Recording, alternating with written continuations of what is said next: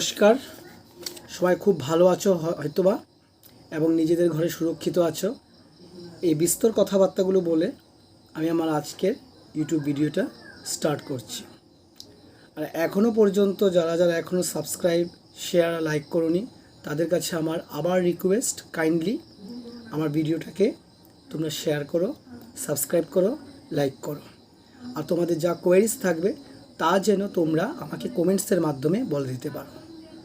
So, good evening everyone. I welcome to all of you in my YouTube channel Arindam Das. আমরা একটা পর্যায়ে চলে এসেছি যেখানে আমরা অর্থনীতির, অর্থশাস্ত্রের বিভিন্ন রকমের কম্পোনেন্টসগুলো আমরা আলোচনা করে থাকি। আপনারা দেখে থাকবেন আমি চেষ্টা করি যেখানে হোক আমি ভুল ত্রুটির মাধ্যমে সেই সব জিনিসগুলোকে সংশোধন করে আপনাদের সামনে প্রস্তুত করে তুলে ধরতে, সেই ভুল ত্রুটিগুলোকে সংশোধন করে আপনাদের সামনে যাতে একটা বাস্তব চিত্র আমি ধরতে পারি আমার এই লেকচার ডেলিভার ক্লাসে। আর আপনাদের সেই মতামতগুলো আমাকে জানাবেন এবং কেমন লাগছে আমার ভিডিওটা সেটা কাইন্ডলি আমাকে বলবেন। तो चलिए दोस्तों, देर ना करते हुए शुरुआत करते हैं। मेरे किसी वीडियो में मेरे एक स्टूडेंट ने बताया कि सर आप इन्वेस्टमेंट के ऊपर एक वीडियो बनाइए। तो इन्वेस्टमेंट के ऊपर वीडियो मैं ज़रूर बनाऊंगा, as this is the components of macroeconomics. तो इसे जानने के लिए मतलब इन्वेस्टमेंट के ऊपर जानने के लिए आपको नेशनल इनकम के बाकी कंपोनेंट्स को भी जानना ज़रूरी होता है। इस ज़रूरी कंसेप्ट में मैं आप लोगों को आज बताऊंगा किसे फाइनल गुड्स कहते हैं, किसे इंटरमीडिएट गुड्स कहते हैं, किसे कंज्यूमर गुड्स कहते हैं, किसे कैपिटल गुड्स कहते हैं। तो चलिए दोस्तों, देर ना करते और हम शुरू करते हैं हमारा आज का विषय। So what is intermediate goods? যাকে বলা হয় অন্তর্বর্তীকালীন দ্রব্য, যাকে বলা হচ্ছে অন্তর্বর্তীকালীন দ্রব্য। What is intermediate goods? Goods and services purchased by a producer or a production unit from other production unit with the purpose of resale or with the purpose of using them completely during the same year are called intermediate goods. देखिए, intermediate goods अर्थात अंतर्वर्तीकालीन द्रव्य, अंतर्वर्तीकालीन द्रव्य। क्या होता है ये अंतर्वर्तीकालीन द्रव्य? मेरे हाथ में आप देख रहे हैं ये एक शीट है, पेपर है। पेपर, ये पेपर कितना उपयोगी और कितना महत्वपूर्ण है।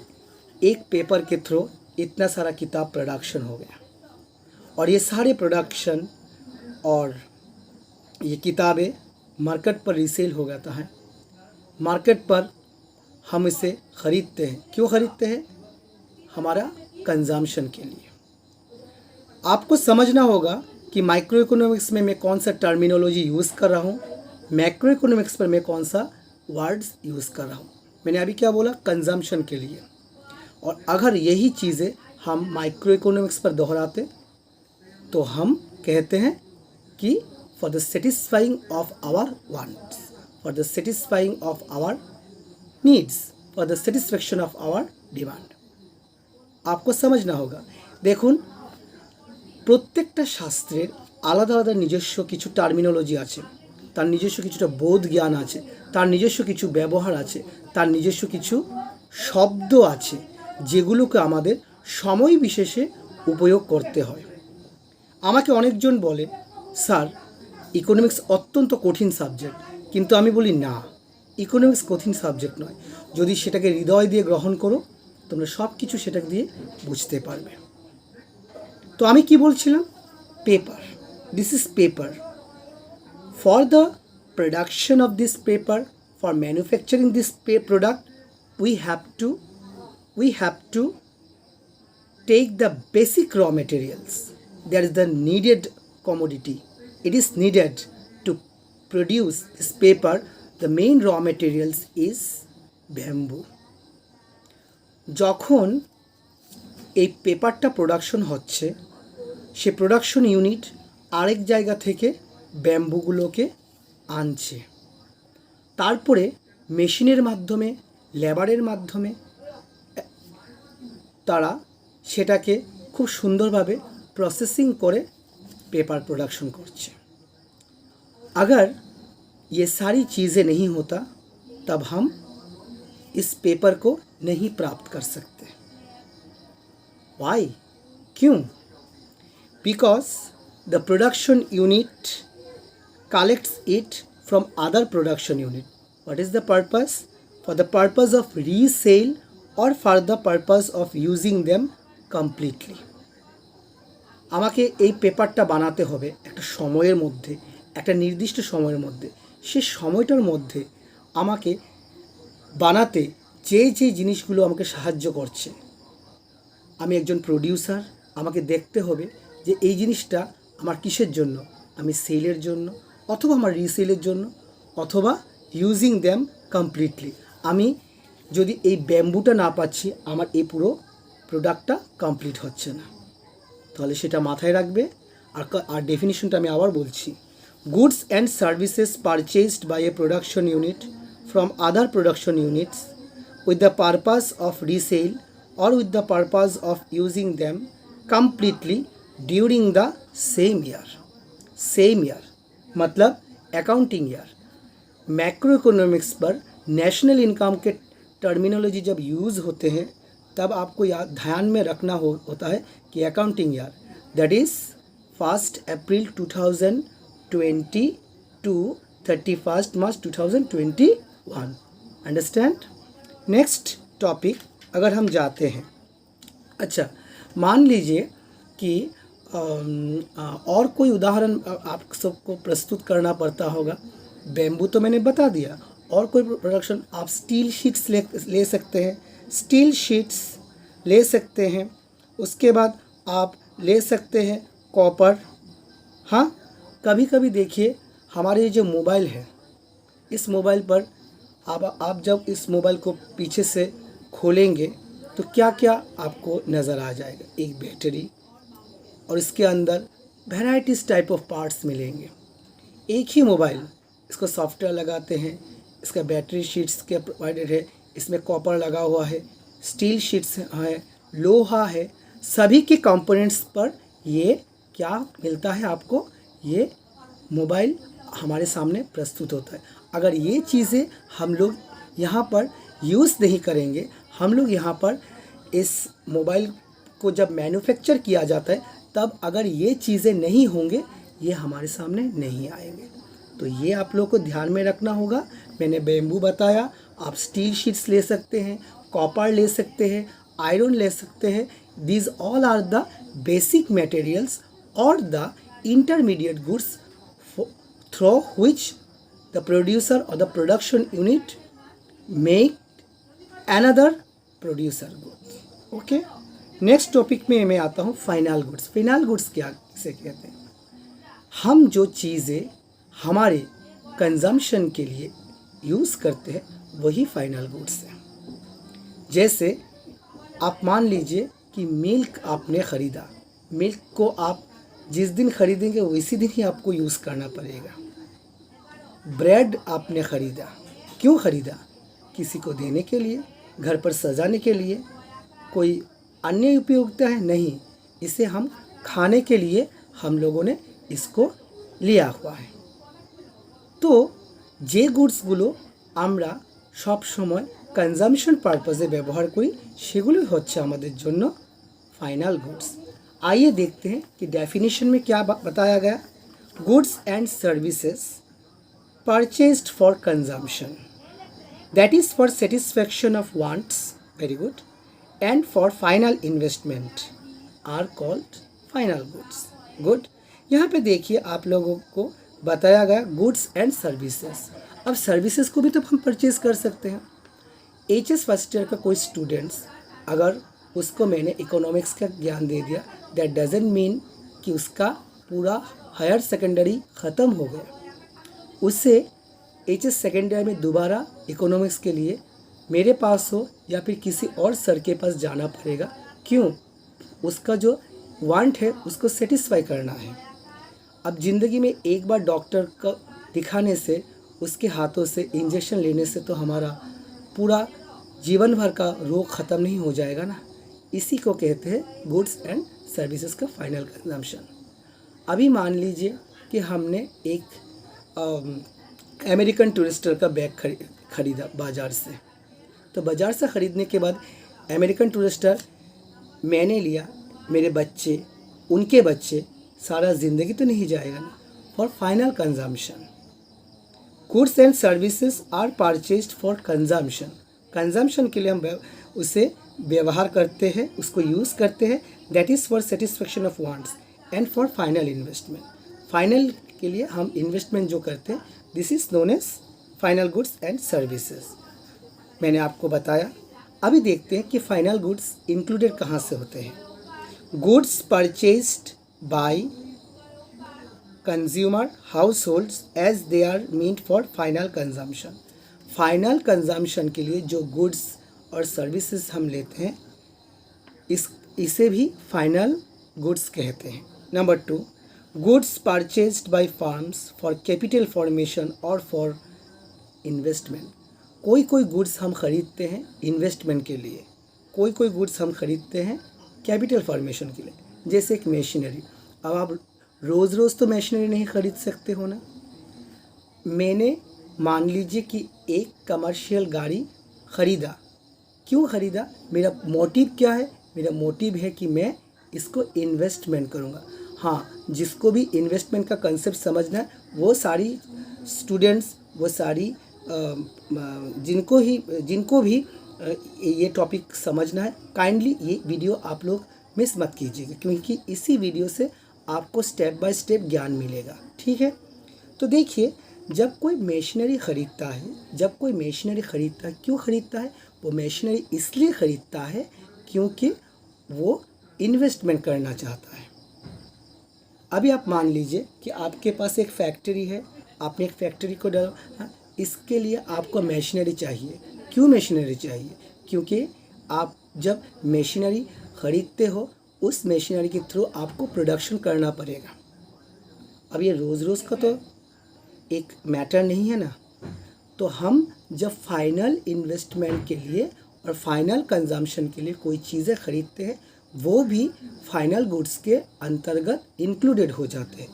देखिए, final goods included, there are 2 basic components. Number 1, goods purchased by consumer. हम कंज्यूमर हाउस होल्ड से as they are meant for final consumption. हमें फाइनल कंजम्पशन, जैसे एक खरीदते हैं, पेपर खरीदते हैं, पेन खरीदते हैं, उसके बाद वाटर खरीदते हैं, मिल्क परचेज करते हैं, वेजिटेबल खरीदते हैं, ब्रेड, बटर, बिस्किट खरीदते हैं। All this for final consumption. और इन्वेस्टमेंट किसके लिए होता है? इन्वेस्टमेंट सिर्फ मशीनरी के लिए होता है, फॉर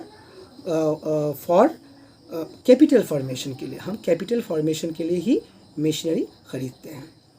कैपिटल इन्वेस्ट करके हमें अगर हमें ये एक्सपेक्टेशन रखना होगा कि मैंने यहाँ पर 2 लाख दिया है, मिनिमम कि 2.5 लाख रुपये मुझे वहाँ से लेना होगा। दिस इज़ कैपिटल फॉर्मेशन और this is investment. Okay, next component जो आपको जानना ज़रूरी है वो है कंज्यूमर गुड्स किसे कहते हैं, कैपिटल गुड्स किसे कहते हैं। Again I repeat, what is consumer goods, what is capital goods. Consumer goods इसे कंजम्पशन गुड्स भी कहते हैं। कंज्यूमर गुड्स और capital goods are those goods which are consumed or used by the consumer for satisfaction of wants. So consumer goods और consumption goods किसे कहते हैं? Which are consumed by the consumer for satisfaction of wants. मैं Redmi MI लेना चाहता हूँ, मेरा एक दोस्त है वो आईफोन लेना चाहता है। ये सभी क्या होता है? अपने वांट्स को सेटिस्फाई करने का एक साधन है। मेरे घर बनाने का इच्छा है, इस महीने में एक टीवी ले सकता हूँ, एक LCD ले सकता हूँ। ये सभी होते हैं हमारे वांट्स को सेटिस्फाई करने के लिए।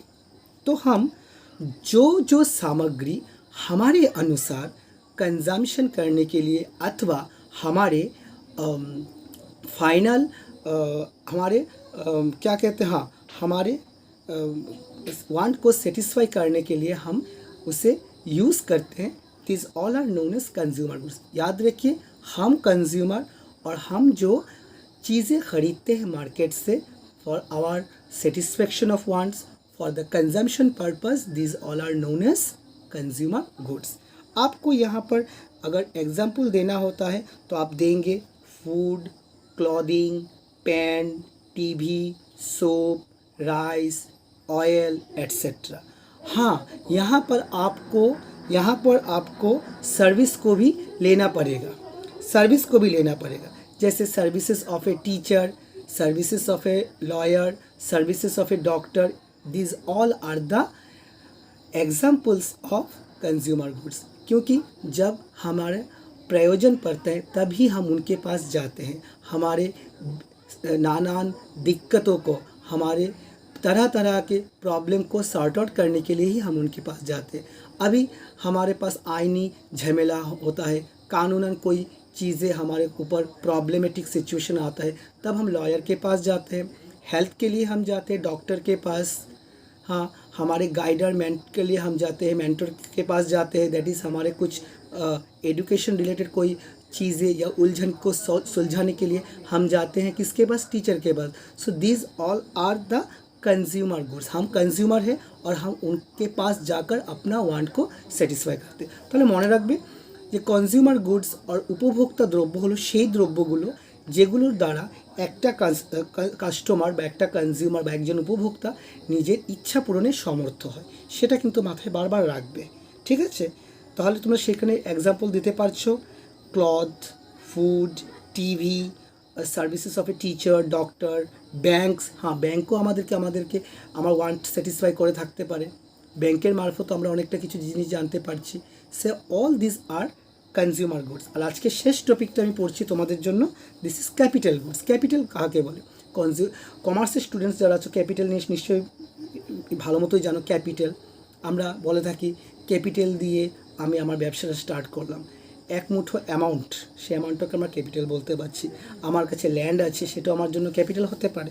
So capital goods are those goods which are used in producing other goods. হ্যাঁ, যে গুডসটা, যে দ্রব্যটা আমরা আরেকটা গুডস প্রোডাকশনে, আরেকটা গুডসকে বানাতে বা রূপান্তর প্রক্রিয়া করে আরেকটা দ্রব্য আমরা বানিয়ে ফেলি, সেটাকে আমরা বলছি ক্যাপিটাল गुड्स। এখানে उत्कृष्ट उदाहरण होते पारे मशीनरी। आपको ये ध्यान में रखना होगा कि अगर कोई भी आपको बोले कि कैपिटल गुड्स का एक उदाहरण आप प्रस्तुत कीजिए, तब आप मशीनरी बोल दीजिएगा। आप टूल्स भी बोल सकते हैं, अदर इम्प्लीमेंट्स भी बोल सकते हैं, अदर इंस्ट्रूमेंट्स भी बोल सकते हैं, इंफ्रास्ट्रक्चर बोल सकते हैं। क्यों इंफ्रास्ट्रक्चर? ये देखिए, अगर हम जब छोटे थे, मतलब हम जब हायर सेकेंडरी या फिर ग्रेजुएशन लेवल पे थे, तब इतना नेटवर्क का इतना मतलब इंफ्रास्ट्रक्चर इतना डेवलपमेंट नहीं था। लेकिन आज कोई कुछ भी हो, किसी से पूछने की ज़रूरत नहीं है। यूट्यूब हो, गूगल पर हो, सर्च करने से वो मिल जाता है। ये इंफ्रास्ट्रक्चर भी एक इम्प्लीमेंट्स है through which we can satisfy, we can take the necessary information through which we are getting some information. This is also a capital goods, क्योंकि ये मोबाइल भी मेरे लिए कैपिटल हो सकता है, इंफ्रास्ट्रक्चर हो सकता है। सो capital goods make production of other goods feasible. Capital goods make production of other goods feasible, but they themselves do not gate transformed in the production process. अभी देखिए, एक मशीन है, उससे हम और एक गुड्स बनाने में उपयोग करते हैं। लेकिन वो जो मशीनरी है वो तो बदल नहीं जाएगा ना, वो तो वैसा जैसा था पहले दिन आज भी वैसा है। मतलब वो अपने आप को ट्रांसफॉर्म नहीं कर सकता, लेकिन वो किसी और चीज़ों को ट्रांसफॉर्म कर सकते हैं। So capital goods are those goods which are used in producing other goods like machinery, like tools, like implements, like infrastructure. ये आप सभी को ध्यान पर रखना है। तो दोस्तों, आज के लिए इतना ही। मैं मैक्रो इकोनॉमिक्स के नेशनल इनकम के टॉपिक पर हूँ। अगर आपको नेशनल इनकम समझना है तो काइंडली इस वीडियो को हमेशा देखते रहिए। मैक्रो इकोनॉमिक्स का जितना भी टॉपिक है, हायर सेकेंडरी हो, ग्रेजुएशन हो, पोस्ट ग्रेजुएशन हो, आप सभी ये देखिए, आपको ज़रूर कोई ना कोई फ़ायदा होगा। আর যারা যারা এখনও নতুন নতুন এসেছো কাইন্ডলি আমার চ্যানেলটাকে সাবস্ক্রাইব করো, শেয়ার করো, আর ভালো লাগলে লাইক করে দুটো কমেন্ট দিয়ে দিও। তাহলে আজকের জন্য এতটুকুই, নমস্কার।